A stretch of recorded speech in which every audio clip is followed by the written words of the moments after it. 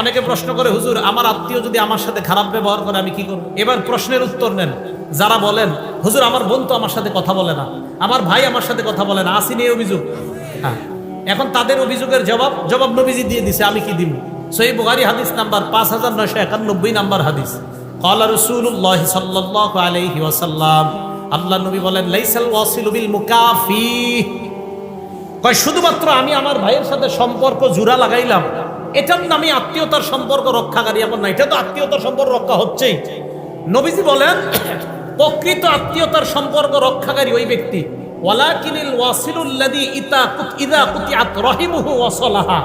নবী বলেন প্রকৃত আত্মীয়তার সম্পর্ক রক্ষাকারী ওই ব্যক্তি, যখন আত্মীয়তার সম্পর্ক কেউ ছিন্ন করে ওই ব্যক্তি আগে বেড়ে সেটাকে রক্ষা করে।